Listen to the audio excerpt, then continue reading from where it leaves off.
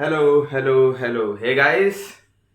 एक बार फिर से मैं आपका दोस्त अनुपम दुबे आप सभी का आपके अपने प्यारे यूट्यूब चैनल लासा स्टडी कैंपस में स्वागत वंदन और अभिनंदन करता हूं। गाइस, टेक्नोमैटिक सीरीज में आज लेक्चर फोर्थ होने वाला है। इस लेक्चर में मैं आपको कुछ पार्टिकुलर एंगल्स के ट्रैग्नोमेट्रिक रेशियोज को डिस्कस करूंगा, जिसके लिए आप तैयार हैं। आई होप, मैं आशा करता हूं आशा स्टडी कैंपस की तरफ से आप तैयार होंगे। ठीक है ना? तो चलिए देर ना करते हुए आज की क्लास को हम लोग शुरू करते हैं। ठीक है ना? देखिए, टेबल आपने कुछ याद की होगी इससे पहले, जहां भी पढ़े होंगे। ठीक है ना? लेकिन मैं आज उसको थोड़ा सा इनडायरेक्ट वे में या फिर आप डायरेक्ट वे में जिस जिस तरीके से समझना चाहते हो, ठीक है, किसी मेथड से मैं आपको ये बताने वाला हूं कि वो वैल्यूज कैसे आती हैं। जैसे आपने साइन 30 की वैल्यू, साइन 45, साइन 60 इसकी वैल्यू आपने डिस्कस की होगी इससे पहले अपने टीचर्स के साथ, जहां भी आप पढ़ते होंगे। ठीक है, देखिए मैं आपको कुछ बातें बताने वाला हूं। आई होप आपको समझ में आएगी जरूर। ठीक है ना? देखिए, सबसे पहले मैं 30 डिग्री एंगल की बात करूंगा। देखिए यहाँ पे for 30 degree angle trigonometric ratios की वैल्यू फाइंड करेंगे किस एंगल के लिए बुआ? 30 डिग्री के लिए। ठीक है ना? देखिए, इसके लिए करेंगे क्या हम लोग, एक इक्विलैटरल ट्रायंगल ले लेंगे। ए बी सी, ये इक्विलैटरल ट्रायंगल होगा। सारे एंगल कितने डिग्री के होंगे बुआ? 60, 60 और 60। सारी साइड्स इक्वल होती हैं। ठीक है, किसी को इसको लेट कर लिया x, तो ये भी x, तो ये भी x। क्लियर बात सबको? ये x तो ये भी x। ठीक है, और ये भी x। A B B C C, ये तीनों को हमने लेट कर लिया x, लेट कर लिया। ठीक है बुआ? अब यहाँ पे किसी भी एक वर्टेक्स से उसके जस्ट अपोजिट वाली साइड पर परपेंडिकुलर ड्रा कर दीजिए, क्योंकि राइट एंगल ट्रायंगल होगा तभी ट्राइगोनोमेट्रिक रेशियोज वैलिड होगा। ठीक है, देखो कैसे। तो एंगल ए से हमने कहा कि इस बीसी पर परपेंडिकुलर ड्रा कर दीजिए। क्लियर है बात सबको? यहां पर हमने ये परपेंडिकुलर ड्रा कर दिया। अगर इधर 90 डिग्री तो इधर भी 90 डिग्री एंगल फॉर्म होगा। ठीक है ना? किसी भी, अब इन दोनों ट्रायंगल में से किसी भी एक ट्रायंगल की बात कर लेंगे, क्योंकि राइट एंगल ट्रायंगल बन चुका है। और आपको ये पता होगा, क्लास 9 में आपने थोड़ा बहुत पढ़ा होगा कि अगर आप परपेंडिकुलर ड्रा करते हो तो जो परपेंडिकुलर, इसको मान लेते हैं ए एम, ये पॉइंट एम मान लो जो बीसी पे है, जहां पे परपेंडिकुलर इंटरसेक्ट करता है उस पॉइंट को एम लेट कर लिया और ए एम को बोल दिया परपेंडिकुलर बाइसेक्टर। ए एम क्या हो गया? Perpendicular bisector. जो परपेंडिकुलर बाइसेक्टर होता है वो एंगल भी बाइसेक्ट करता है। इस एंगल ए को भी बाइसेक्ट करेगा। मतलब ये 60 है तो ये वाला एंगल कितना हो जाएगा? 30 डिग्री। तो ये वाला भी एंगल कितना हो जाएगा होगा? 30 डिग्री। ठीक है ना? It mean that M A B, ये सांप वाला ट्राइंगल 30 डिग्री, यहां से ये 30 डिग्री, और एम ए सी भी कितना डिग्री होगा? 30 डिग्री हो जाएगा। ठीक है, ये मैं बता रहा हूं आपको। चलिए किसी एक ट्राइंगल के लिए देख लीजिए, हम लोग देख लेते हैं इस ट्राइंगल के लिए। In right angle triangle A M B, A M B, A M B. ठीक है बुआ? देख क्या होने वाला ए एम बी में, ये 30 डिग्री हो गया,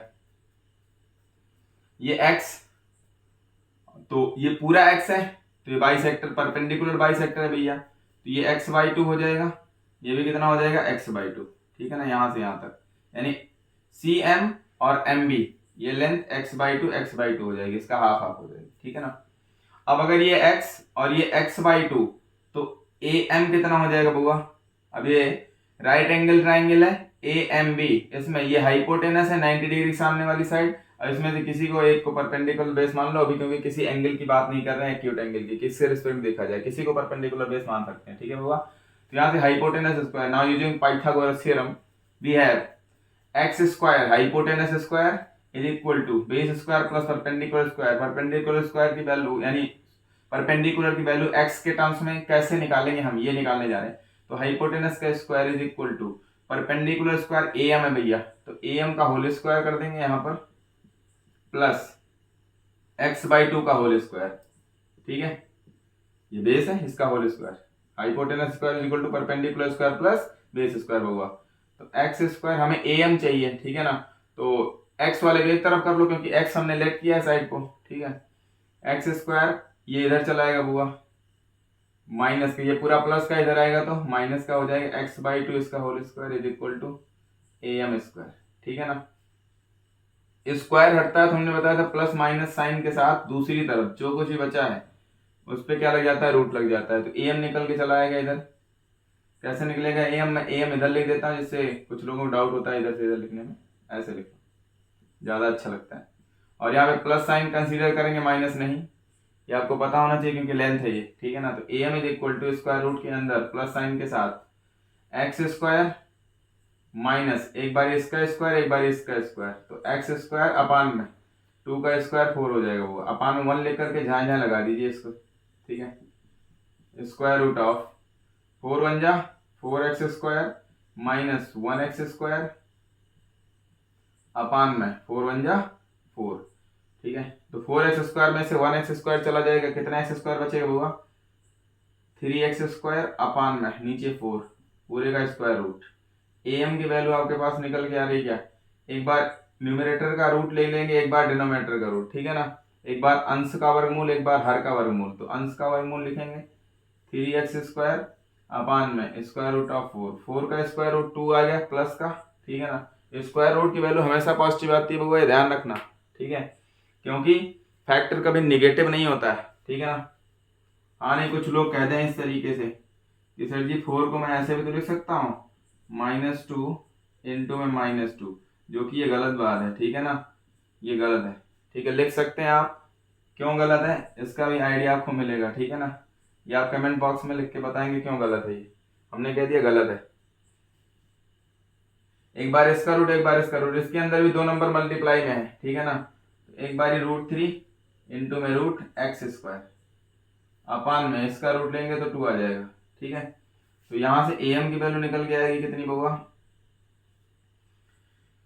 am इज इक्वल टू √3 अपान में 2 और एक्स स्क्वायर का रूट लेंगे तो x आ जाएगा, ठीक। ये आ गया am in terms of x। am कितना आ गया होगा, देखो यहां से इधर मैं लिख देता हूँ √3/2 इंटू में x, ठीक है, ये वैल्यू आ गई इसकी। चलिए am पता हो गया, तो इस ट्राइंगल से AMB से मैं यहाँ पर sin 30 की वैल्यू निकाल सकता हूँ। इस एंगल के लिए साइन लगा दीजिए, इस एंगल के लिए MAB के लिए 30 के लिए, तो sin 30 sine of any angle क्या होता है बउआ, sine of any angle is equal to किसी भी राइट एंगल ट्राइंगल में परपेंडिकुलर, तो इसके सामने वाली साइड क्या हो जाएगी, ये परपेंडिकुलर अपान में हाइपोटेनस, ठीक है। तो परपेंडिकुलर अपान हाइपोटेनस लगाइए, तो परपेंडिकुलर हो जाएगा x/2 अपान में हाइपोटेनस कितना है x है, ये होल अपान है, होल अपान के ऊपर देखिए यानी न्यूमरेटर में, न्यूमरेटर डिनोमिनेटर दोनों कंप्लीट है, यहाँ न्यूमरेटर ही है तो डिनोमिनेटर कंप्लीट करने के लिए 1 लिख देंगे, अंदर अंदर मल्टीप्लाई बाहर बाहर मल्टीप्लाई, तो ये 1 का x से मल्टीप्लाई करो x, नीचे 2 इंटू एक्स 2x, x को खा जाएगा 1/2 आंसर आ जाएगा, यानी sin 30 की वैल्यू कितनी आ गई 1/2 आ गई, ठीक है ना। इसी तरीके से कॉस लगा दीजिए उसी ट्राइंगल में, उसी एंगल के लिए, इसी एंगल के रिस्पेक्ट में कॉस लगा दीजिए होगा, ठीक है।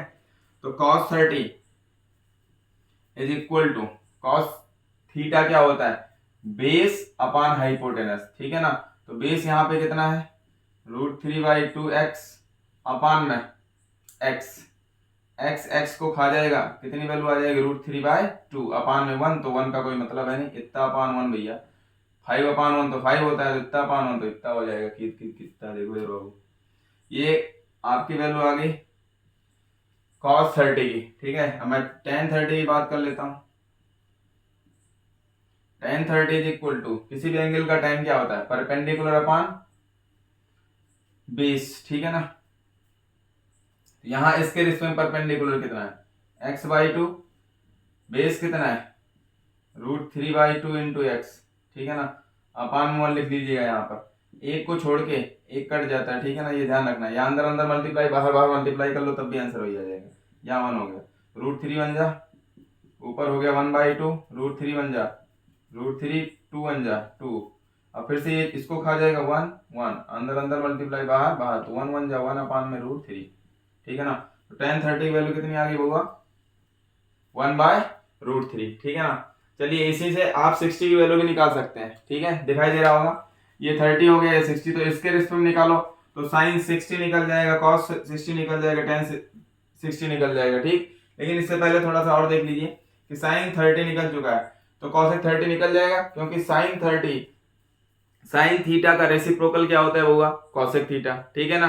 आई होप आपको आ रहा है। उधर से ऊपर से पहला, नीचे से पहला, याद आ रहा है, ठीक है। ऊपर से दूसरा यानी कॉस थीटा का रेसिप्रोकल सेक थीटा, ठीक है ना। और टेन थीटा का रेसिप्रोकल इधर तीसरा, इधर से तीसरा, तो कॉट टेन थीटा का रेसिप्रोकल कॉट थीटा हो जाएगा, ठीक है। थीटा सेम होना चाहिए, ध्यान रखना है। जैसे अभी यहाँ पे कह रहे हैं आप साइन 30, तो साइन 30 का रेसिप्रोकल क्या हो जाएगा, कॉस 30, ठीक है ना, ये ध्यान रखना है।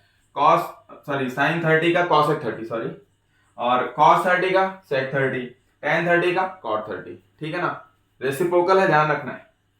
चलिए इसकी वैल्यू निकाल लेते हैं इसके यूज से। अब ये मैं इरेज कर दे रहा हूं, यहां से हमने निकाल दिया है, ठीक है। जिसको दिक्कत हो वो स्क्रीनशॉट ले ले, बाद में नोट कर लेगा, ठीक है ना। चलिए तो इसकी हेल्प से मैं यहाँ पे और भी वैल्यूज निकाल देता हूं, ठीक है ना। देखिए साइन 30 आपने निकाल लिया, तो यहां से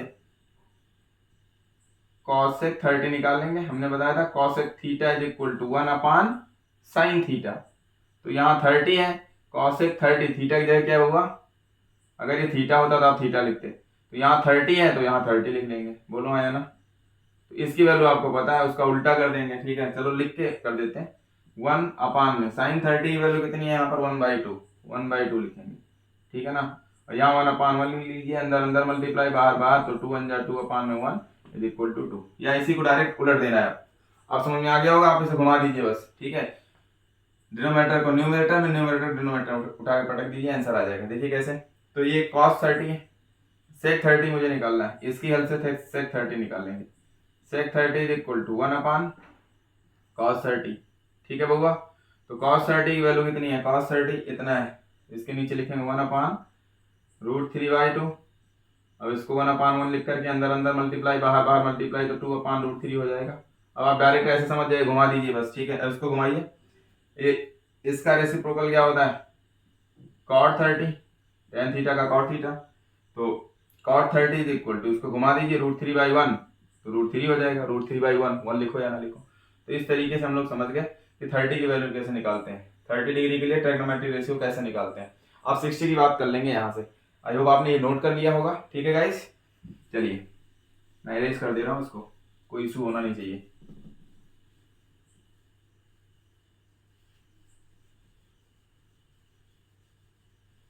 अब 60 डिग्री के लिए देख लेते हैं।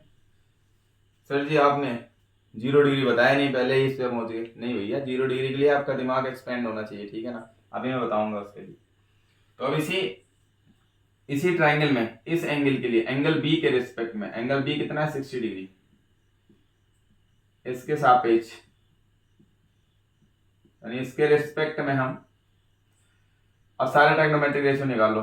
तो sine 60, sine of any angle, पहले तो मुझे ये बताओ क्या होता है, साइन ऑफ थीटा क्या होता है, परपेंडिकुलर अपॉन हाइपोटेनस। अब इसके रिस्पेक्ट देख रहे हैं तो इसके रिस्पेक्ट में इसके सामने वाली साइड ये परपेंडिकुलर हो जाएगी, बोलो है ना। ये बेस हो जाएगी, ये हाइपोटेनस, हाइपोटेनस फिक्स है, बस परपेंडिकुलर बेस चेंज हो जाते हैं, ठीक है ना। तो इसके रिस्पेक्ट में ये परपेंडिकुलर हो जाएगी, जिसके रिस्पेक्ट करोगे बात उसके सामने वाला जो साइड होती है वो भैया परपेंडिकुलर, और जो बच जाती है वो बेस, ठीक है। ये तो हाइपोटेनस फिक्स ही। तो साइन थीटा यानी sine 60 is equal to perpendicular कितना है, √3/2x अपान में बेस कितना है, सॉरी हाइपोटेनस कितना है, x है, ठीक है ना। तो x कैंसिल आउट, कितना आ जाएगा, √3/2 अपान में 1 यानी √3/2, ठीक है। इसी तरीके से cos 60 निकाल लीजिए। cos 60 क्या होता है, बेस अपान हाइपोटेनस होगा, ठीक है ना। बेस कितना x/2 अपान में x, अपान 1 लिख करके जहां जहां उड़ा दीजिए, 1 1 हो गया, अंदर अंदर मल्टीप्लाई, बाहर बाहर मल्टीप्लाई, 1 1 जा 1, पहले बाहर वाले मल्टीप्लाई करके न्यूमरेटर लिख लेते हैं, फिर होल अपान में अंदर अंदर मल्टीप्लाई करके डिनोमिनेटर लिख देते हैं, 2 1 जा 2, 1/2 आ गया, ठीक है ना। tan 60 निकाल लीजिए यहाँ से।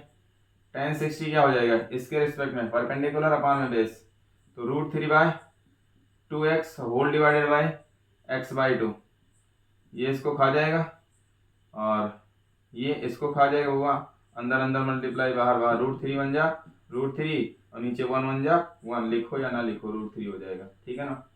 तो tan 60 आ गया, cos 60 आ गया और sin 60 की वैल्यू आ गई। आई होप यही होती है वैल्यू, आपने याद किया होगा, तो नहीं होती तो बुक से देख लीजिएगा, ठीक है ना, नहीं तो आप समझ जाइए कैसे आती है। तो अगर sin 60 मिल चुका है तो यहाँ से किसका यूज करेंगे हम लोग, sin 60 के लिए अगर मैं इसका रेसिप्रोकल निकालूं cos x 60 अभी बताया, इसको लिखोगे 1/sin 60 वैल्यू वहां से उठा के रखोगे फिर पलट दोगे, ठीक है ना, या मैं डायरेक्ट कर देता हूँ, अब इससे पहले वाले में बता दिया, सीधा उलट दो इसी को, उलट पलट, ठीक है ना। तो ये ऊपर चला जाए, ये नीचे चला जाए, तो 2/√3 हो जाएगा, ठीक, मैं डायरेक्ट लिख दे रहा हूँ। यहाँ से इसकी हेल्प से किसकी वैल्यू निकाल लेंगे, cos है तो sec रेसिप्रोकल होता है sec 60 हो जाएगा, जो एंगल यहाँ वही एंगल यहाँ होना चाहिए, ध्यान रखना है। cos 60 का रेसिप्रोकल क्या होता है, sec 60, तो sec 60 उसका रेसिप्रोकल कर दो 2/1 यानी 2 आ जाएगा, ठीक है। tan 60 गिवन है तो इसका रेसिप्रोकल cot 60 कैसे निकलेगा होगा, ये √3/1 है, पलट दो 1/√3, ठीक है, ये हो गया आपका आंसर, ठीक है। तो 60 डिग्री की वैल्यू हमने निकाल ली। अब 45 की बात कर लेंगे, ठीक है ना, देखिए कैसे, आई होप आपने इसको नोट किया होगा, स्क्रीनशॉट ले लीजिए बउआ, ठीक है। चलिए इरेज कर देते हैं इसको। अब 45 की बात कर लेते हैं, फिर टेबल पे आ जाएंगे हम लोग, ठीक है ना, जो हम लोग रट्टा मारते हैं।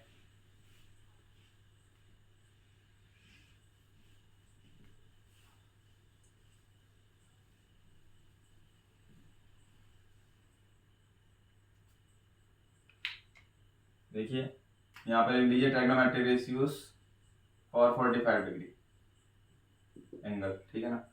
45 डिग्री के कोण के लिए त्रिकोणमितीय अनुपात देखने जा रहे हैं हम लोग। तो 45 डिग्री के लिए आपको पता है, एक राइट एंगल ट्राइंगल ले लीजिए, यहाँ पे यही बना देता हूँ, ये 90 डिग्री, ठीक है, ए बी सी, ये लेट कर लीजिए कितना है 45 डिग्री, ये 90 हो गया, ये 45, तीनों इंटीरियर एंगल का सम 180, ठीक है ना। तो ये 90 ऑलरेडी हो चुका है, इन दोनों का सम 90 होना चाहिए, इसको हमने 45 लेट कर लिया, तो ये भी कितना हो जाएगा अपने आप 45, क्योंकि दोनों का सम तो कितना होना चाहिए 90 होना चाहिए, ठीक है ना बुआ। अब ध्यान से देखना यहाँ पर, अगर ये 45 हो चुका है और ये 45 हो चुका है, तो आपने पढ़ा है कि अगर एंगल इक्वल है तो उसके अपोजिट साइड भी क्या होती है बुआ, इक्वल होती है। तो ये साइड इसके इक्वल होगी, इट मीन दैट कि BC किसके इक्वल होगा, AB के इक्वल होगा, ठीक है ना। तो इसकी लेंथ इसके इक्वल होगी, अगर मैं इसको A लेट कर लूँ, मान लो A या X कुछ भी लेट कर लूँ, ठीक, तो ये भी क्या हो जाएगा बुआ, A हो जाएगी अपने आप, ठीक है ना। समझ में आ रहा होगा जो, ये दोनों एंगल इक्वल है तो इसके अपोजिट साइड भी क्या होगी, किसी एक पार्टिकुलर ट्राइंगल में इक्वल होगी, ठीक है ना। ये 90 डिग्री, ये हाइपोटेनस है, AC क्या है, हाइपोटेनस। तो A के टर्म्स में जो हमने साइड लेट किया है उसी के टर्म्स में AC भी निकाल लें, मतलब हाइपोटेनस निकाल लें, तो यहाँ पे पाइथागोरस थ्योरम फिर से लगा लेंगे, तो AC square hypotenuse square is equal to perpendicular square plus B square, किसी को मानो, A स्क्वायर प्लस ये स्क्वायर हो गया, इसका स्क्वायर कर देंगे A स्क्वायर, ठीक है। हमें AC चाहिए ना कि AC स्क्वायर चाहिए, ध्यान रखना। तो AC square is equal to A square कितने स्क्वायर भाई, 1A स्क्वायर है ना, 1 भैंस कितनी भैंस, 2 भैंस तो एक ही बार लिखेंगे, ठीक है ना। तो स्क्वायर हटता है तो क्या लग जाता है भैया, इस तरफ से स्क्वायर हटेगा, हमें AC चाहिए ना तो स्क्वायर हटाना है, प्लस माइनस साइन के साथ स्क्वायर रूट लगाना है, ठीक है ना। AC इज इक्वल टू, फिर प्लस साइन के साथ देंगे क्योंकि डिस्टेंस है ये, ठीक है, लेंथ है, तो प्लस माइनस कंसीडर नहीं करेंगे, हटा देंगे उसको, तो प्लस लिखो या ना लिखो पहले, ठीक है, एक बार इसका रूट एक बार इसका रूट भैया A स्क्वायर का 2 नंबर मल्टीप्लाई में, तो एक बार इसका रूट एक बार इसका रूट, ठीक है ना, अरे मतलब इसका रूट, ठीक है। तो √2 और A स्क्वायर रूट को खा जाएगी, जो अंदर बाहर निकल के आ जाएगा, तो AC की वैल्यू आ गई A√2 कह लो या √2A कह लो, बात देखिए A√2, AC मतलब hypotenuse, in terms of A जो हमने साइड लेट किया था उसके टर्म्स में कितना आ गया, A√2 आ गया, ठीक है, ये लेंथ होगी, ये A लेट किया हमने। चलिए ये बात आपने नोट कर लिया होगा आई होप, ठीक है ना, नोट करते चलिए। अब मैं यहाँ पर sin 45 लगाता हूँ इस एंगल के लिए with respect to angle C, it mean that 45 degree, ठीक है। 45 डिग्री का डिफरेंट ट्रिग्नोमेट्रिक रेशियो में देखने जा रहा देखो भैया sin 45, तो किसी भी एंगल का साइन क्या होता है, परपेंडिकुलर अपॉन हाइपोटेनस, इसके रिस्पेक्ट में ये परपेंडिकुलर हो जाएगा, ठीक, ये परपेंडिकुलर ये हाइपोटेनस। तो इतना कॉमन सेंस हो गया, बहुत बार हो चुका है सब। तो ऊपर परपेंडिकुलर ए है, होल अपॉन में a√2 हाइपोटेनस है, ठीक, ये इसको खा जाएगा, 1/√2 आ जाएगा, बोलो है ना, अरे a बन जा a ना बउआ। तो sin 45 आ गया। इसी तरीके से cos 45 निकाल लीजिए। cos 45 क्या होता है, बेस अपॉन हाइपोटेनस, बेस कितना है बउआ a है, हाइपोटेनस कितना है a√2 है, ठीक है ना, ये इसको खा जाएगा, 1/√2 आ जाएगा, ठीक है ना बउआ। cos 45 वैल्यू 1/√2 हो गई, sin 45 1/√2 हो गया, ठीक है ना। tan 45 की वैल्यू देख लेते हैं बउआ। tan 45 tan of any angle, कोई भी एंगल लिखा हो, इसी के रिस्पेक्ट देख रहे हैं। तो होता क्या है फॉर्मूला, परपेंडिकुलर अपॉन बेस। तो इसके रिस्पेक्ट देखो, परपेंडिकुलर ये है, बेस ये है, अरे लंब बटे आधार बउआ, तो उसकी वैल्यू a है, इसकी वैल्यू क्या है a है, लंब भी a है, आधार भी a है, खा जाएगा 1/1, इट मीन दैट 1। tan 45 1 आ गया, ठीक है ना। अब sin 45 पता है, तो यहाँ से cosec निकल जाएगा, cosec 45 सेम एंगल का cosec निकलेगा, ध्यान रखना 45 होगा तो 45, थीटा होगा तो थीटा, ठीक है ना, सीधा उलट देंगे, इसी वैल्यू को क्या कर देंगे, पलट देंगे, ठीक है ना। समझ में आए तो cosec 45 फिर से मैं लिख के दिखा देता हूँ एक बार, 1/sin 45 इक्वल होगा, अरे भैया cosec थीटा इक्वल होता है 1/sin थीटा का, थीटा की जगह 45, यहाँ 45 लिखेंगे, 1/sin 45 1/√2, 1/√2, और ऊपर ये होल अपान है, होल अपान के ऊपर यानी न्यूमरेटर में 1 लिखा हो तो 1/1, इसको फ्रैक्शन में तब्दील करने के लिए कर लिया ऐसा, अंदर अंदर मल्टीप्लाई बाहर बाहर, तो √2 1 जा √2, 1 1 जा 1/1 लिखो चाहे ना लिखो, √2 आ गया, ठीक। तो सीधा पलट देंगे अब हम यहाँ से डायरेक्ट, देखिए cos 45 का रेसिप्रोकल क्या होता है, sec 45, ठीक है। तो sec 45 इज इक्वल टू, इसका रेसिप्रोकल कर दो, √2/1, √2 आ जाएगा, ठीक। अरे लिखना हो तो लिख लो, जिसको लिखना है। अगर लास्ट वन है tan के लिए क्या आ जाएगा, cot 45, ठीक है। तो cot 45 1/tan 35 1/1 है, तो फिर से पलटोगे भैया 1/, अरे ये ऊपर चला जाए, ये नीचे चला जाए, 1/1 ही तो रहेगा, चाहे जितनी बार करो 1 ही आएगा, ठीक है। आई होप आप समझ गए होंगे 45 डिग्री की वैल्यू कैसे निकलती है, ठीक है। अब मैं बात कर लेता हूँ 0 की और 90 की, बस थोड़ा सा सर्कुलर फंक्शन पे मैं जाऊंगा, उसके बाद मैं चार्ट बना दूंगा। आज का सेशन यहीं पे एंड किया जाएगा इसके बाद, ठीक है, ध्यान रखना इस बात का। चलिए थोड़ा सा रियलाइज करा देते हैं 0 डिग्री और 90 डिग्री की वैल्यू आपको, ठीक है, उसके बाद खत्म करेंगे इसको।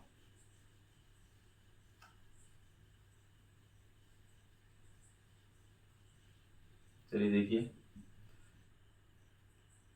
एक कोऑर्डिनेट एक्सिस ड्रा कर लीजिए थोड़ी देर के लिए, एक्स एक्सिस वाई एक्सिस, ठीक है ना। इसको सेंटर लेट कर लीजिए, ओरिजिन को सेंटर लेट करते हुए किसी भी एक यूनिट का, मान लो 1 यूनिट है यहाँ से यहाँ तक, ये पॉइंट पी है, ये डिस्टेंस है 1 यूनिट, 1 यूनिट 2 यूनिट कितनी भी यूनिट ले लो उससे कोई फर्क नहीं पड़ता, 1 यूनिट रेडियस का एक सर्कल ड्रा कर लीजिए वो, ठीक है ना, ऐसे ये आपने सर्कल ड्रा कर लिया ऐसे, ठीक है। अगर ये 1 है तो ये भी कितना होगा, यहाँ से यहाँ तक 1 होगा, 1 यूनिट, ठीक। ये भी कितना होगा 1 यूनिट, ये भी कितना होगा 1 यूनिट, ये भी कितना होगा, सब कितना होगा 1 1 यूनिट, क्योंकि रेडियस है, रेडियस चेंज नहीं होगी वो, ठीक है ना। तो एक हमने सर्कल बना लिया 1 यूनिट का। अब ये इनिशियल लाइन हो गई आपकी, ये इनिशियल लाइन है, ये इसी को दौड़ाना है एंटी क्लॉकवाइज सेंस में। एंटी क्लॉकवाइज सेंस में एंगल पॉजिटिव लेते हैं, हमने बताया इससे पहले, ठीक है ना। और इस सेंस में जाएंगे तो पॉजिटिव एंगल लेंगे हम, और यहाँ से इस सेंस में जाएंगे बउआ तो नेगेटिव सेंस में एंगल लेंगे, ठीक। तो चलिए इस पॉइंट पी को इधर दौड़ाते हैं, मान लिया यहाँ पहुंच गया पी डैश पे, थोड़ा एंगल बना दिया हमने, ठीक। मान लेते हैं थीटा एंगल बन रहा है, कितना डिग्री, थीटा। तो एक रेफरेंस ट्रायंगल बना लेते हैं यहाँ पे, ये परपेंडिकुलर ड्रा कर दिया हमने यहाँ से 90 डिग्री, ठीक है ना। मान लेते हैं पॉइंट ई हमें, थोड़ा सा ध्यान से देखिएगा तो समझ में आएगा। इसको मैं अब इरेज कर दे रहा हूँ, एंगल एंगल ज़्यादा दिखाने दिक्कत आ जाती है, ठीक है ना। चलिए देखते हैं, तो ये थीटा, जैसे जैसे इस ट्रायंगल को ध्यान से देखना, मैं इस ट्रायंगल को कहीं यहाँ कोपचे में थोड़ा सा बनाने की कोशिश कर रहा हूँ जिससे आप समझ पाए। ये पॉइंट पी डैश है, ये यहाँ से मूव करता हुआ गया था ऐसे, ये पूरा था, ये पी था पॉइंट, ठीक। ये एंगल थीटा है, ये ओरिजिन है। हमने कहा ये थीटा 0 कब हो जाए, जब पी डैश किसकी तरफ आने लगे भैया, पी की तरफ। जब पी डैश वाला पॉइंट किस तरफ आने लगे, पी की तरफ आने लगे, तो इस परपेंडिकुलर ये 90 डिग्री है, इसके सामने ये हाइपोटेनस हो गया, हाइपोटेनस फिक्स हो चुका है, 1 यूनिट होगा भैया। अरे ये रेडियस है ना पूरी, ये रेडियस 1 यूनिट, तो ये भी कितना होगा, एक एक एक एक, चार जहाँ चलते रहे, ये लेंथ कितनी रहेगी हमेशा एक ही रहेगी, ये भी ये भी ये भी ये भी ये भी सर्कमफ्रेंस से सेंटर को ज्वाइन करो तो रेडियस ही होगी हमेशा, रेडियस चेंज नहीं होगी। तो हाइपोटेनस यहाँ पे 1 है, ये रेडियस है, तो भैया ये चल रहा है देखो ऐसे ऐसे, ये रेडियस ही है, ठीक है ना, ये लेंथ। तो रेडियस कितनी लेंथ की लेट की हमने, 1 यूनिट की, तो 1 ही यूनिट रहेगी, वो तो बदलेगी नहीं। तो बदल क्या रहा है देखो, इसमें बदल रहा है आपका ये बेस और परपेंडिकुलर। देखो इसके रिस्पेक्ट में ये परपेंडिकुलर है, पी डैश यम और ओ यम, ये बेस है और ये परपेंडिकुलर। देखो ये दोनों चेंज हो रहे हैं। जैसे मैं पी डैश को मान लो यहाँ लेके जाता, देखो सपोज दैट थोड़ा सा यहाँ और खिसकाते इसको, पी डैश पे ये मूव कर रहा है, सर्कुलर फंक्शन है, ठीक है ना। तो हो क्या जाएगा, देखिए ये तो हाइपोटेनस रहेगा, ये नहीं बदलेगा, लेकिन जब यहाँ परपेंडिकुलर ड्रा करोगे भैया तो देखो परपेंडिकुलर की लेंथ बढ़ रही है, पहले इतना था अब इतना हो गया, ठीक, लेकिन अब बेस पहले इतना था अब बेस कम हो गया, देखो क्लियर है, क्योंकि भैया ये हाइपोटेनस तो 1 यूनिट ही रहेगा। तो इस तरीके जब परपेंडिकुलर बढ़ाओगे तो बेस अपने आप कम हो जाए, क्योंकि दोनों के स्क्वायर का सम कितना लेकर आना है, 1 लेकर आना है ना बउआ। तो एक बढ़ेगा तो दूसरा क्या हो जाएगा, कम होगा, क्योंकि दोनों के स्क्वायर का सम कितना आना चाहिए, हमेशा 1 आना चाहिए, ठीक है ना, क्योंकि हमेशा पाइथागोरस थ्योरम तो हमेशा करेक्ट होगी ना, ठीक है, यही बात है। तो यहाँ पे देखो जब थीटा 0 होगा, अभी आप थोड़ा सा रियलाइज कीजिए, sine theta is equal to perpendicular upon में हाइपोटेनस, ठीक है। देखो अभी तो ये परपेंडिकुलर है, ये m था, चलो तो p डैश m अपान में हाइपोटेनस ओ पी डैश, ठीक है ना। तो हाइपोटेनस क्या है, ओ पी डैश, तो ये तो हमेशा फिक्स है 1 है, ओ पी डैश चाहे जहां लेके आओ ऐसे ये चलता रहे p अपना, चाहे जहां चले ये 1 ही रहेगा, ये नहीं बदलने वाला। परपेंडिकुलर क्या हो जाएगा, देखो ये कम होगा, कैसे, नीचे लेकर आओ, हमें थीटा को 0 ले जाना है, थीटा किस तरफ ले जाना है, 0 की तरफ, ध्यान से देखना, जैसे जैसे थीटा कम होता जाएगा यहाँ आ जाए तो अब ये बन जाएगा, देखो ये परपेंडिकुलर कम हो गया, और पी डैश यहाँ चलाया, अब पी डैश को यहाँ लेके आओ और कम लेके इस तरफ ले आए, अब परपेंडिकुलर और छोटा, ठीक। तो जैसे जैसे ये पी की तरफ आता जाएगा एंगल छोटा होता जाएगा, एंगल 0 की तरफ हो जाएगा, जैसे जैसे एकदम जब पी पे ही आ जाएगा, अब परपेंडिकुलर ड्रा करो, परपेंडिकुलर 0 हो गया, परपेंडिकुलर क्या हो गया 0। जब पी डैश कहाँ पहुंच जाएगा, पी पे, यानी पी डैश किस तरफ अग्रसर हो जाए, यानी किसकी तरफ चला आए, पी डैश किसकी तरफ, P dash tends to P, या फिर पी डैश अग्रसर है पी की तरफ। जैसे जैसे पी डैश पी को पाने की चाहत रखेगा बउआ, वैसे वैसे परपेंडिकुलर टेंडिंग टूवर्ड 0 होता चला जाएगा, ठीक है ना। यानी जैसे जैसे थीटा टेंडिंग टूवर्ड 0 जाएगा तो length of perpendicular tends to 0 हो जाएगी। तो ये जब एग्जैक्ट थीटा 0 हो जाएगा, इफ थीटा एग्जैक्टली 0 हो जाएगा तो लेंथ ऑफ परपेंडिकुलर एग्जैक्टली 0 हो जाएगी। ये तो 0 कभी नहीं होगा क्योंकि हाइपोटेनस है, ये लेंथ यही रहेगी, ये हाइपोटेनस, बोलो है ना। अब बेस और इस टाइम पर बेस और हाइपोटेनस दोनों एक हो गए ना राइट एंगल ट्राइंगल के। देखो भैया जब ये यहां चलाया पी डैश यहां चलाया तो ये था बेस और यही क्या हो गया अब हाइपोटेनस, यही लेंथ, तो हाइपोटेनस यहां चली आई, तो पहले बेस था अब हाइपोटेनस, बेस और हाइपोटेनस दोनों इक्वल हो गए। इस केस में जब थीटा 0 के इक्वल होगा तो जो आपका राइट एंगल ट्राइंगल था उसका बेस और हाइपोटेनस बोले तो रेडियस, हाइपोटेनस दोनों क्या हो गए, सेम हो गए भैया, है ना। इनकी लेंथ क्या हो गई, सेम, और दोनों किसके इक्वल हो गए, 1 यूनिट के। ये भी कितना, 1 यूनिट के, ठीक है ना, ये ध्यान रखना है आपको। तो यहां पर परपेंडिकुलर क्या हो गया, 0। इस केस में परपेंडिकुलर की बात करें तो 0 हो गया, तो 0/1 कितना आ जाएगा, 0। इसलिए कहा जाता है जब थीटा 0 होगा तो साइन 0 डिग्री की वैल्यू कितनी आ जाती है, 0। थीटा 0 रखेंगे ना, थीटा 0 हो गया, परपेंडिकुलर 0, थीटा 0 रख दिया है तो साइन 0 हो गया। साइन 0 की वैल्यू कितनी आ जाएगी, जब यहाँ सॉल्व करेंगे तो 0 आ जाएगी। क्लियर हो रही बात सबको। तो साइन 0 की वैल्यू कितनी होती है, 0 होती है, ठीक है ना। अगर मैं यही cos 0 की वैल्यू बात करता, देखो यहीं पे लिख देते हैं cos 0 डिग्री, अब एंगल 0 हो चुका है, ठीक है ना। टेंडिंग टुवर्ड्स होता है, एक्जैक्टली 0 होना पॉसिबल ही नहीं है, तो रियलाइज करते हैं। तो cos 0 कितना हो जाएगा, cos ऑफ एनी एंगल, बोलो बेस अपॉन हाइपोटेनस। अब की बार बेस हाइपोटेनस दोनों इक्वल हो चुके हैं और दोनों किसके इक्वल हैं, 1 1 के इक्वल। जो रेडियस थी वही इक्वल, अगर इसको 2 यूनिट लेट करो 2 2 हो जाएंगे, अब 1 यूनिट लेट किया तो ये भी एक हो गया, तो 1/1, ठीक है ना। बोलो बेस अपॉन हाइपोटेनस, तो बेस भी 1 है, हाइपोटेनस भी कितना है, 1 है, 1 से 1 कैंसिल होगा तब भी कितना आएगा, 1। तो cos 0 की वैल्यू कितनी हो गई भैया, 1 हो गई, ठीक है ना। अब देख लो ध्यान से, यहां पे मैं निकाल देता हूं आपके लिए, साइन निकल गया, cos निकल गया, tan 0 निकाल लो, tan 0 is equal to tan of theta, ये फॉर्मूला लगाइए, tan theta is equal to in terms of sine and cos, sine theta upon cos theta, ठीक है होगा। तो हमें tan 0 चाहिए, थीटा की जगह 0 तो यहाँ भी 0 यहाँ भी 0, तो दोनों तरफ 0 0 रखेंगे ना थीटा की जगह, तभी तो tan 0 निकल के आएगा आपके पास। तो tan 0 is equal to sin 0 upon में cos 0, ठीक है ना। sin 0 की वैल्यू आपने निकाल ली है, कितनी होती है 0, और cos 0 की वैल्यू 1, तो 0 अपान 1 कितना आ जाएगा, 0 में किसी रियल नंबर से डिवाइड करो, आंसर कितना आ जाता है, सॉरी 0। क्लियर बात सबको। तो यहाँ पर tan 0 की वैल्यू कितनी आ गई, 0 आ गई। इसी तरीके से cot 0 निकाल लो, cot 0 क्या हो जाएगा, cos 0 अपान sin 0, ठीक है ना, फॉर्मूला आता होगा आपको, cos 0 अपान sin 0। cos 0 की वैल्यू कितनी होगा 1 है, sin 0 की वैल्यू 0 है। 0 से किसी रियल नंबर में डिफाइन करो, अगर एग्जैक्ट 0 है डिनोमिनेटर तो ये चीज मैथ में क्या होती है, नॉट डिफाइंड होती है, ये ध्यान रखना है। इनफाइनाइट नहीं होती, ये ध्यान रखना, ये नॉट डिफाइंड बोला जाता है, बुक में ऐसे बना रहता है, ठीक है ना, ये नॉट डिफाइंड का साइन हो जाएगा, ठीक है ना। बिल्कुल भी इन्फिनिटी नहीं बोलेंगे, इन्फिनिटी का मतलब बहुत बड़े नंबर से होता है, लार्ज नंबर से होता है बउआ, ये नॉट डिफाइंड, ऐसी चीज मैथ में डिफाइंड ही नहीं है, ठीक है ना, ये ध्यान रखना है। तो cot 0 की वैल्यू मैथ में ट्रिग्नोमेट्रिक रेशियो के लिए डिफाइंड ही नहीं है, ठीक है ना। अब बात कर लेते हैं साइन कॉस tan cot हो गया। sec 0 की बात कर लेते हैं, sec 0 ये sec किसका रेसिप्रोकल है, cos का, तो 1 अपान cos 0 हो जाएगा। 1 अपान में cos 0 की वैल्यू कितनी होगा 1 है, 1 अपान 1 कितना हो जाएगा 1 हो जाएगा। और इसी तरीके से cosec 0 निकाल लीजिए, cosec 0 कितना होता है 1 अपान sin 0 के इक्वल हो जाए, cosec sin का रेसिप्रोकल होता है, sin 0 की वैल्यू पहले तो 1 अपान में sin 0 कितना है 0, फिर से यही तो आ गया, देखो 1 अपान में एग्जैक्ट 0, ये हो जाएगा नॉट डिफाइंड।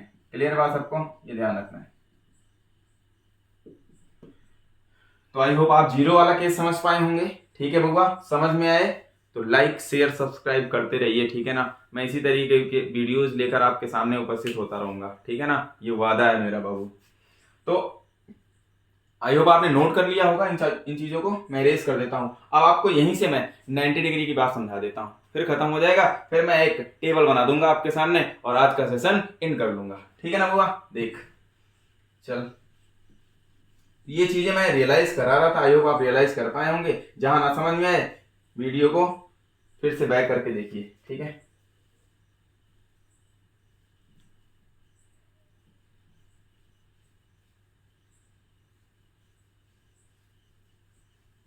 चलिए फिर से मैं इसको इरेज करके दोबारा से बना दूं, जिससे क्लियर हो जाए आपको और, ठीक है।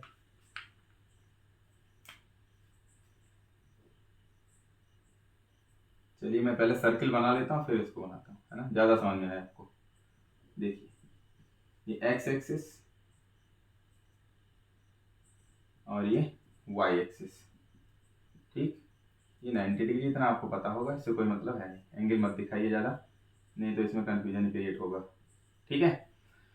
ये हमने कह दिया 1 यूनिट, 1 यूनिट रेडियस का एक पॉइंट हमने पी लिया, इसी को दौड़ाया, चल दौड़ तू, ठीक है ना, दौड़ा दो इसको। ओपी चल रहा है ऐसे ऐसे, ढींका चिका ढींका चिका ढींका चिका ऐसे चलता रहेगा ये, ठीक। और हमने कहा अभी यहाँ पे जब यही है तो एंगल क्या है 0 है, इस लाइन के साथ, यही इनिशियल लाइन होती, यही आपकी इनिशियल लाइन है, यहीं से एंगल मेजर करते हैं, इनिशियल लाइन पर ही है। जब भैया जैसे सपोज दैट ये आपका ये मार्कर है और ये अगला मार्कर, इनिशियल लाइन है, अब यहां से ये उठा ही नहीं है तो एंगल बना है जी नहीं। ऐसे मान लो अभी कुछ एंगल बना है, कुछ दिखाई दे रहा, धीरे धीरे हमने और कम किया कम किया कम किया कम किया, अब क्या हो गया 0 हो गया। तो जब उठा ही नहीं है, जब उसी पे है, ठीक है, कॉन्साइड कर रहा है, तो एंगल कितना होगा 0 डिग्री होगा। अब उठ गया तो एंगल बन रहा है बन रहा है बन रहा है, यहाँ जाके यहाँ 90 हो जाएगा। क्लियर, तो यही बात यहाँ पे करेंगे, इसको रियलाइज कीजिएगा आप लोग, ठीक। चलिए पी को उठा के ले चलते हैं, पी को जैसे मैं यहाँ पहुंचाऊंगा धीरे धीरे, देखो यहाँ परपेंडिकुलर ड्रा करेंगे, पी यहाँ पहुंच गया, पी यहाँ से यहाँ पहुंच गया, इसी सेंस में जा रहे हैं, ध्यान रखना। अब इसको यहाँ से मिलाओ, ये 1 यूनिट है तो ये भी 1 यूनिट, ये तो रेडियस है भैया, सरकमफ्रेंस पे कोई पॉइंट हो उसको सेंटर से मिलाओ, ये भी 1 यूनिट। हाइपोटेनस है ये 90 डिग्री, परपेंडिकुलर ड्रा किया तो हाइपोटेनस 1 होगा। ये हो गया थीटा एंगल, ठीक है ना। थीटा के रिस्पेक्ट में ये क्या है परपेंडिकुलर, इसके सामने वाली साइड, ये क्या हो गया बेस, मान लो यम है नीचे जहां परपेंडिकुलर मीट कर रहा है इस एक्स एक्सिस को, ठीक है ना। और बढ़ाया 0 के लिए हमने समझा दिया, अब धीरे धीरे और बढ़ाया, ये पी पॉइंट और यहाँ गया, देखो यहाँ चला जाएगा तो क्या होगा, मैं 3 ही केस में समझा दूंगा इसको। यहाँ से परपेंडिकुलर ड्रा किया तो यम यहाँ इस तरफ शिफ्ट हो रहा है, यम इस तरफ आ रहा है, देखिए एम जो है, मैं इसको थोड़ा सा दिखाने की कोशिश करूँ, ये एम है, ये 1 यूनिट रेडियस है आपकी, मैं नीचे लिख देता हूँ, ठीक। एम इस तरफ शिफ्ट हो रहा है, देखिए एम इस तरफ आ रहा है, जैसे जैसे मैं पी को ऊपर की तरफ ले जा रहा हूं, यानी घुमा रहा हूं एंटी क्लॉकवाइज सेंस में फर्स्ट क्वाड्रेंट में, ध्यान से देखिएगा, तो एम तो आ रहा है ओ की तरफ, एम किस तरफ आ रहा है, देखो ओ की तरफ आ रहा है, लेकिन जो ये पी एम है, पी एम लेंथ है, ये बढ़ती चली जा रही है, ठीक है ना। एक केस में ऐसा होगा कि जब ये और पास आएगा, यहां पर देखिए एक बार और मैं ड्रा करता हूं, पी डैश यहां आ गया, सॉरी पी पॉइंट यहां आ गया और पास आ गया, तो ऐसे आपने ड्रा किया, ये हाइपोटेनस फिर से परपेंडिकुलर 90 डिग्री होगा, क्लियर, ये हाइपोटेनस। जब ये P इस y एक्सिस पर चला जाएगा बुआ, तब ये परपेंडिकुलर, ये अभी तो हाइपोटेनस से छोटा है, ये देख लो इस केस में ये इससे छोटा है, यहां भी इससे छोटा है, यहां भी इससे, अभी भी क्या है, ये परपेंडिकुलर PM इस OP से छोटा है ये, लेकिन जैसे ही ये P यहां पे पहुंच जाएगा y एक्सिस पर, अब ट्राइंगल बनेगा नहीं, देखो ट्राइंगल रियलाइज कीजिए तो बन रहा होगा, समझिए थोड़ा सा, बहुत पास बहुत करीब पहुंच गया, तब क्या होगा उस केस में, जो PM होगा वो OP के इक्वल हो जाएगा कि नहीं हो जाएगा, और पास लेके जाओ भैया, देखो ये गया यहां से ऐसे चल रहा था ऐसे, ठीक, ये परपेंडिकुलर था, तो अभी अभी आप देख पा रहे हैं यहां पर, अभी आप देख पा रहे हैं कि ये जो लेंथ है, ये हाइपोटेनस, ये तो 1 यूनिट है, ये परपेंडिकुलर ये छोटा है, और इधर गया जाता गया तो ये बढ़ता गया, देखो ऐसे ऐसे बढ़ता जाएगा, परपेंडिकुलर ड्रा करते जाएंगे, बढ़ता जाएगा बढ़ता जाएगा, ये बढ़ता गया, देखो इस केस में दोनों क्या हो गया, इक्वल हो गया, इस केस में OP किसके इक्वल हो गया, PM के, जब ये यहां चला गया तो देखो OP तो ये है ही भैया OP, अब जब यहां से परपेंडिकुलर ड्रा करोगे फिर से वही हो गया, तो परपेंडिकुलर की लेंथ इस हाइपोटेनस के इक्वल हो गई कि नहीं हो गई, तो जब थीटा 90 हो गया, देखो यहां से यहां जाने थीटा कितना हो गया, ये थीटा कितना हो गया भैया 90 डिग्री, तो if theta tends to 90 degree then तब जो PM है वो नियरली किसके किसके इक्वल होने की तरफ जा रहा है, OP के, ठीक, इफ और देखिए इसमें थीटा एग्जैक्टली इक्वल टू 90 हो जाएगा, तो PM एग्जैक्टली इक्वल हो जाएगा OP के, और किसके इक्वल हो जाएगा, रेडियस के, ये किसके इक्वल हो जाएगा, रेडियस के, और रेडियस को कितना माना है हमने 1 यूनिट, तो ये भी 1 यूनिट हो जाएगा और ये भी 1 यूनिट हो जाएगा, बोलो हाँ या ना। तो अब निकाल लेंगे आई होप आप लोग, ये PM क्या है, यहां पर PM है परपेंडिकुलर उस राइट एंगल ट्राइंगल का, OPM का, ठीक, और OP क्या है यहां पर, OP है आपकी रेडियस है, ठीक है बाबा, और रेडियस किसके इक्वल है 1 यूनिट, ठीक है, आई होप आपको समझ में आ रहा होगा। OP यहां पे कह लें तो ये हाइपोटेनस है, OP अगर साइड के फॉर्म में कहेंगे कि परपेंडिकुलर है कि बेस है कि हाइपोटेनस, तो हाइपोटेनस है, ये क्या है OP हाइपोटेनस है, हाइपोटेनस, ठीक है बाबा, कर्ण है, हिंदी वाले भाई साहब समझ लें, OP का मतलब कर्ण है और PM का मतलब परपेंडिकुलर, बोले तो लंब से, ठीक है ना। चलिए अब देखिए यहाँ पर जब एग्जैक्ट 90 हो गया तो कैसे निकालेंगे हम लोग, चलिए यहाँ पे निकालते हैं, sine 90, sine of any angle क्या होता है, परपेंडिकुलर अपान में हाइपोटेनस, ठीक है, तो परपेंडिकुलर कितना हो गया है 1 यूनिट, ठीक, तो 1 यूनिट लिखेंगे, हाइपोटेनस भी कितना हो गया बुआ 1 यूनिट, तो नीचे भी कितना लिखेंगे 1, आई होप समझ गए, जब ये यहाँ चला गया तो एकदम से, तो 1/1 कितना आ जाएगा बुआ 1, साइन 90 की वैल्यू कितनी आ गई, बोलो साइन 90 कितना आ गया 1, तो कॉस 90 निकाल लो बुआ, ठीक है ना, कॉस 90 कितना हो गया है, देखिए इसी जो जब ये यहां चला गया P कहां चला गया, y एक्सिस पे चला गया, तो cos 90 इज इक्वल टू क्या होता है, बेस, मैं लिख रहा हूं ऊपर, बेस बोले तो आधार बटे में हाइपोटेनस, ठीक है, ये हाइपोटेनस है कर्ण, तो बेस कितना हो गया भैया, जब ये P धीरे धीरे यहां पे जा रहा है इस तरफ, तो ये PM तो इस OP रेडियस के इक्वल हो रहा है, लेकिन ध्यान से देखिए जो परपेंडिकुलर का जो ये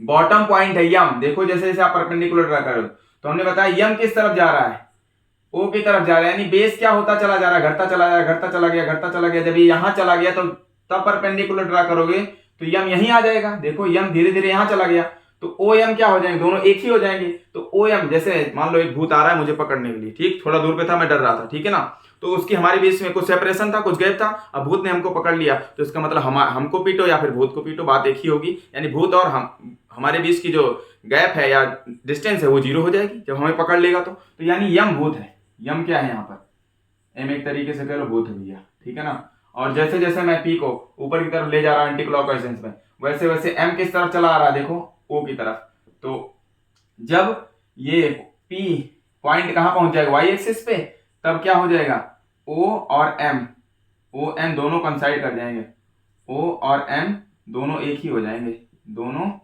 एक ही हो जाएंगे, एक ही हो जाएंगे, जुदा नहीं होंगे कभी, ठीक है ना। देखो कैसे, जब एक ही हो जाएंगे, कॉन्साइड कर जाएंगे भैया, ठीक है ना, तो ओ एम के बीच की गैपिंग कितनी हो जाएगी, 0 हो जाएगी। ओ एम है क्या भैया, बेस है, तो बेस क्या हो जाएगा, 0।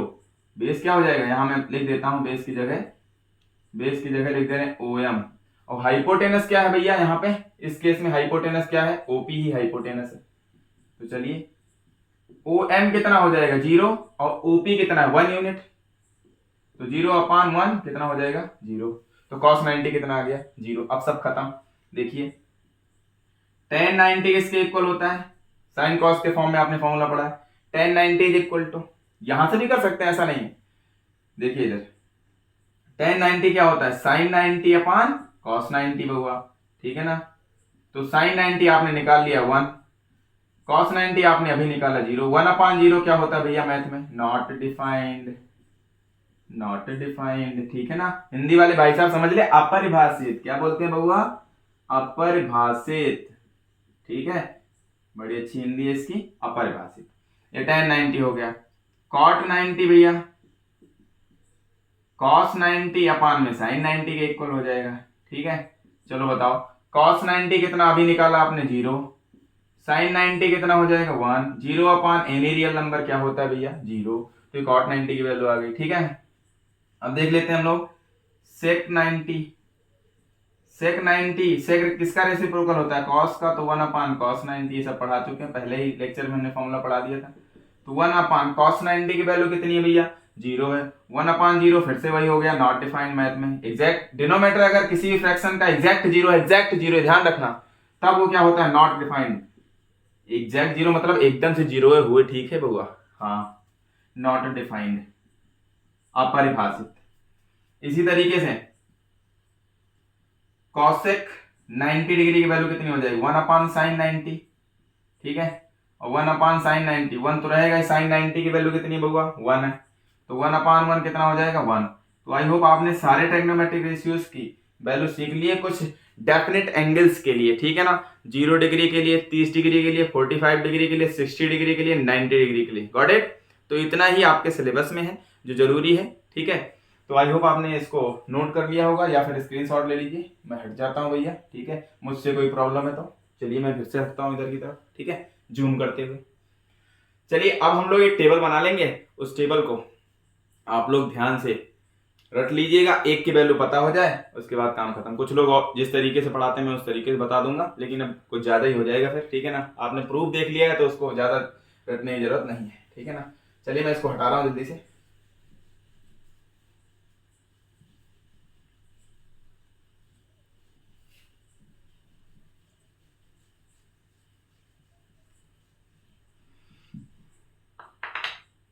चलिए देखिए, एक तरफ मैं ट्रायंगोमेट्रिक रेशियो लिख रहा हूँ, sine theta, cos theta, tan theta, cot theta, sec theta, और भी हुआ कॉसेक थीटा, ठीक।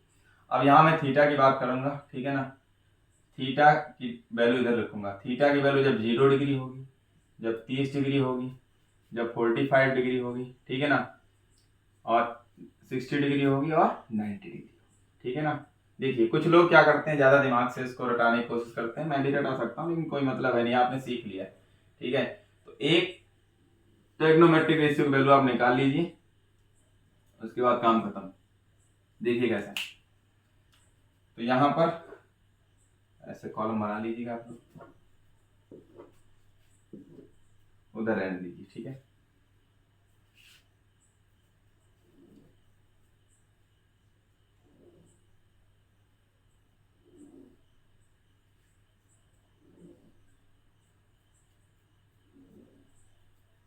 चलिए देखिए यहाँ पर,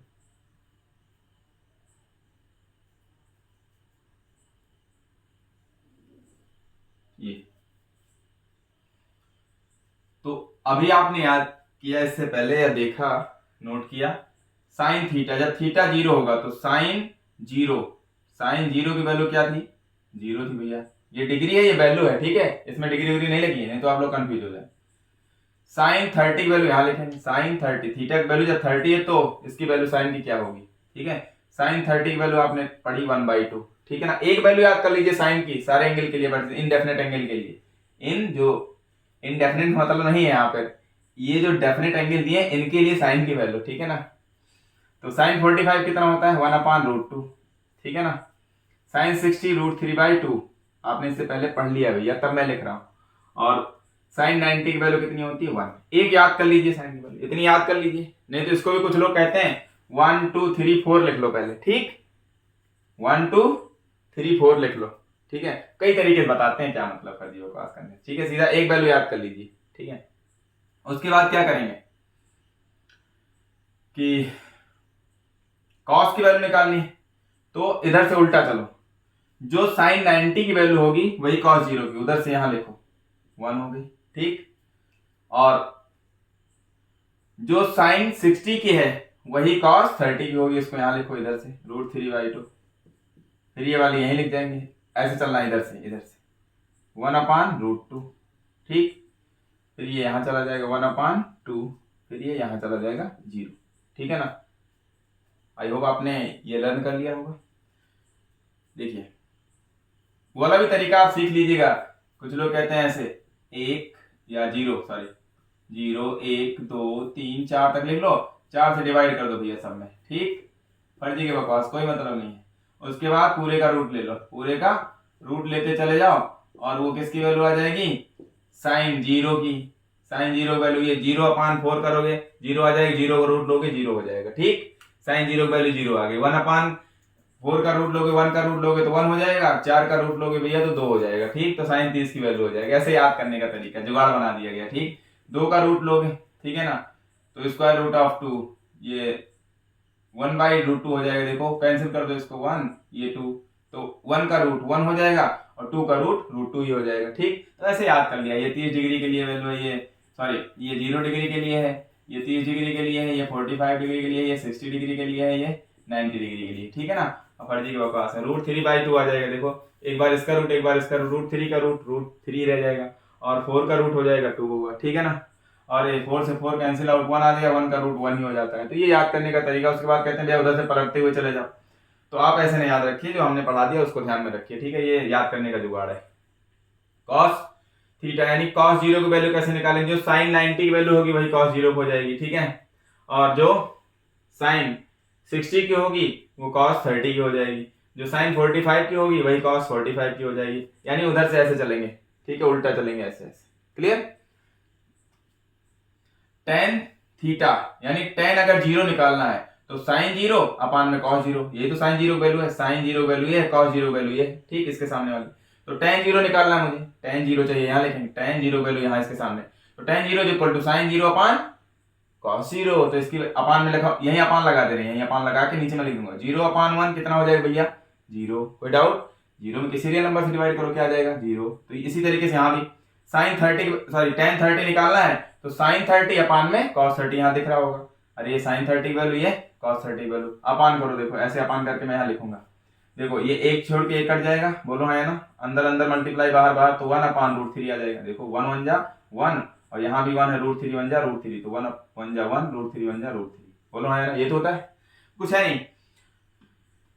tan 45 तो साइन 45 अपान कॉस 45, अपान करो ये पूरा, देखो भैया ये सेम सेम है, ये अभी पहले फ्रेशली आप लोग नोट कर लीजिएगा, ये पूरा इस पूरे को खा जाएगा, 1/1 1 आ जाएगा, ठीक है ना। कोई डाउट, अब यहां से देख लीजिए tan 60 निकालना, साइन 60 अपान कॉस 60 कर लो, ये देखो 2 से 2 कैंसिल आउट, 1 1 अंदर अंदर मल्टीप्लाई, यहाँ अपान है बाहर बाहर मल्टीप्लाई, √3 1 जा √3 अपान 1 1 जा 1, तो √3/1 यानी √3 अपान 1 लिखो चाहे ना लिखो, समझ गए, क्योंकि 5/1 5 भी होता है, √3/1 1 से किसी नंबर डिवाइड करो वही नंबर आएगा जिसमें डिवाइड कर रहे हो। tan 90 भैया tan 90 के लिए साइन 90 अपान कॉस 90 करो, 1/0 क्या होता है अभी हमने पढ़ा है, एग्जैक्ट 0 नीचे हो जाए भैया डिनोमिनेटर में, हर में एग्जैक्ट 0 हो जाए तो ये चीज मैथ में नॉट डिफाइंड होती है, यहाँ नॉट डिफाइंड लिखेंगे। सारी बातें आपको क्लियर हो रही होंगी, ठीक है ना।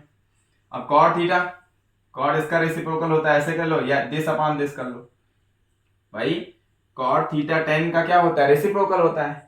तो अगर कॉट 0 निकालना है तो tan 0 को पलट दो, तो नीचे 1 लिखा है कि नहीं लिखा है, पलट दोगे तो ये 1/0 हो जाएगा। मैं क्वेश्चन लिख दे रहा हूँ, तो ये 1/0 क्या हो जाएगा, नॉट डिफाइंड।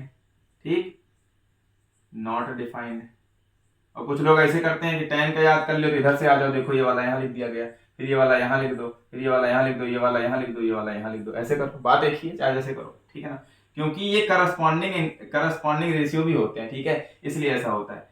साइन का करस्पॉन्डिंग कॉस होता है, यहाँ लिख लेना करस्पॉन्डिंग रेशियो, ध्यान रखना, ये भी बहुत इंपॉर्टेंट है, करस्पॉन्डिंग रेशियो, ठीक है। इसलिए हमने कहा है, इसी सेंस में याद रखो, sine cos tan cot sec cosec, ठीक। तो साइन का रेसिप्रोकल क्या होगा,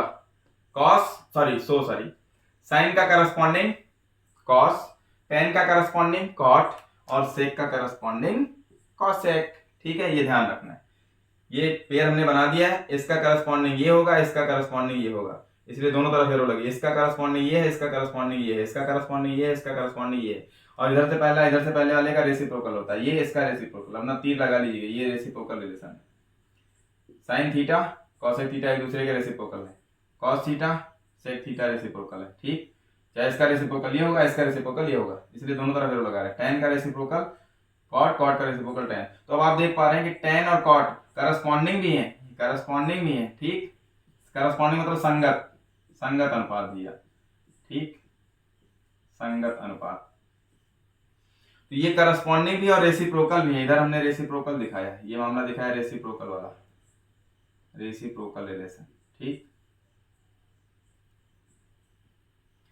तो टैन कॉट करस्पॉन्डिंग भी है और रेसिप्रोकल भी है, देख लो इधर से, ठीक, ये ध्यान रखना है आपको, इसका बड़ा तगड़ा यूज है।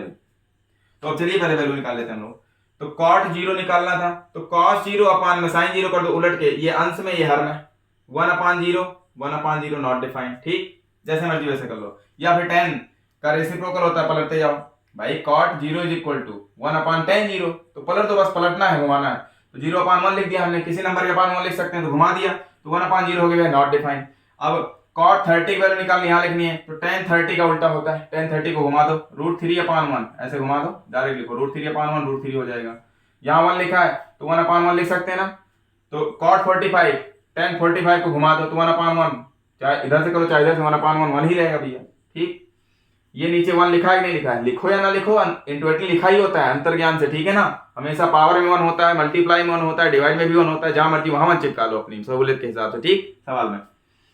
तो cot 60 निकालना है, तो tan 60 का पलट दो, घुमा दो, ऐसे उलट दो, ये यहां चला, ये यहां चला जाएगा, मतलब हर अंश में और अंश हर में, न्यूमरेटर डिनोमिनेटर में, डिनोमिनेटर न्यूमरेटर में कंप्लीटली चेंज हो जाएगा, तो 1/√3 हो जाएगा। देखो ये ऊपर चला गया नीचे। ये नॉट डिफाइंड का मतलब क्या होता था, ये था, देखो 1/0, तो 0/1 करो, इसी को पलट दो, 0/1 0 आ जाएगा, बोलो हाँ या ना, खत्म बात। ये वाला वहां चला गया, जैसे मर्जी वैसे कहो। अब सेक थीटा निकाल लेते हैं। सेक थीटा का रेसिप्रोकल क्या होता है, सेक का रेसिप्रोकल कॉस, तो कॉस वाले को पलटना है भाई, रेसिप्रोकल में पलट देते हैं बस। तो सेक 0 चाहिए, तो cos 0 की वैल्यू पलट दो, cos 0 कितना है, 1 है, ये cos 0 वैल्यू है। अब ये मैं इरेज कर दे रहा हूं, इसको हटा दे रहा हूं, नहीं कंफ्यूजन होगा आपको, ठीक। चलिए जल्दी समझिए इसको, ये 1/√2 लिखा हुआ है, मैं सही से लिख देता हूँ, 1/√2, ठीक है। फिर से जिंदा कर लेते हैं हम इन वैल्यूज को, ठीक है, इनको थोड़ी देर के लिए हमने सुला दिया था मार के, ठीक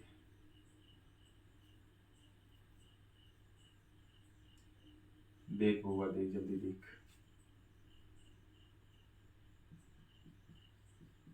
ठीक है। सेक 0 निकालना, तो cos 0 का उल्टा कर दो, तो ये 1 लिखा है तो 1/1 लिखा ही ना, पलट दोगे तब भी 1/1 ही रह जाएगा, ठीक। सेक 30 निकालना है, तो cos 30 को पलट दो, ये ऊपर चला जाएगा, ये नीचे चला जाएगा, ये ऊपर ये नीचे, तो 2/√3 हो जाएगा भैया, ठीक। सेक 45, तो cos 45 को पलट दो, √2/1, तो √2 हो जाएगा, √2/1 1 लिखो या नहीं लिखो, चलो लिख ही दो, तो क्या फर्क पड़ता है, तभी तो ये √2 ही होगा। लो सेक 60 निकालना है, तो cos 60 को उलट दो, 2/1 हो जाएगा भैया, ऐसे पलट दो 2/1 यानी 2 हो जाएगा, ठीक। सेक 90 निकालना है, तो cos 90 को पलट दो, यहाँ 1 लिख सकते हैं अपने हिसाब से, पलटोगे तो 1/0 क्या हो जाएगा, नॉट डिफाइंड। नीचे 0 तो नॉट डिफाइंड भैया, ठीक है ना, ये ध्यान रखना है आपको, नहीं तो रिफाइंड ही बेचोगे कुछ दिन बाद, ये ध्यान रखना। कॉसेक थीटा, कॉसेक थीटा निकालना है, थीटा मतलब कोई एंगल होगा, तो कॉसेक 0 निकालना है, तो कॉसेक 0 के लिए साइन 0 ढूंढो, साइन 0 का उल्टा, 0 लिखा तो 1/, में नीचे लिख सकते हैं ना, 0/1 हो गया, तो पलट दो इसको। भाई सेक 0 के लिए कॉस 0 को सॉरी कॉसेक 0 के लिए साइन 0 को पलटेंगे तो 1/0, ये ऊपर चला है नीचे, 1/0 क्या होता है, नॉट डिफाइंड। या फिर आप करस्पॉन्डिंग रेशियो देखिए, ये दोनों करस्पॉन्डिंग है, तो इसका जो 90 वैल्यू होगी वही इसकी 0 वैल्यू होगी। जब दोनों का सम सेम होना चाहिए, एंगल का सम सेम होगा तो उसकी वैल्यू भी सेम होगी, ध्यान रखना। चलिए अभी और डिटेल में जानकारी लेंगे हम लोग, बहुत सारी बातें। ये नॉट डिफाइंड हो गया। अब कॉसेक 30 निकालना, कॉसेक 30 के लिए साइन 30 को पलट दो, पहले ये 1/2 था ना, 1/2 को पलट दो, ये ऊपर चला जाए नीचे, 2/1, 2/1 का मतलब 2, चलो लिख देते हैं 2/1 = 2, पलट के लिख देते हैं, ज्यादा समझ आएगा। कॉसेक 45 साइन 45 को पलट दो, पलटो √2/1, 1 नीचे लिखो चाहे ना लिखो, √2 हो गया। कॉसेक 60 साइन 60 को पलट दो तो 2/√3 हो गया, ठीक है होगा। कॉसेक 90 साइन 90 को पलट दो, नीचे 1 तो लिखा है, 1/1, अभी कितना हो जाएगा 1, ठीक है गाइस ऑफ स्मॉल साइज, कुछ समझ में आ रहा है, ठीक है। चलिए तो आई होप आपने इस चार्ट को नोट कर लिया होगा, बनाना भी सीख लिया होगा, सारी बातें हमने बता दी, ट्रिक भी बता दी, जो बेसिक मेथड था कहां से आता है वो भी बता दिया, अब इससे ज्यादा क्या बता दें, ठीक है ना। और भी बातें सर्कुलर फंक्शंस का होते हैं कुछ, लेकिन अब 10th लेवल तक नहीं, वो हम लोग 11th में सीखेंगे, ठीक है बउआ। तो आज के लिए क्लास को यहीं पे इसका द एंड किया जाए, ठीक है। नेक्स्ट सेशन में, नेक्स्ट वीडियो में फिर से आपका दोस्त आपकी सेवा में हाजिर होगा। तब तक वीडियो को शेयर सब्सक्राइब करते रहिए, अगर अच्छा लगता है तो, कोई जोर जबरदस्ती नहीं है, ठीक है। आज के लिए इतना ही, take care, bye bye, good night.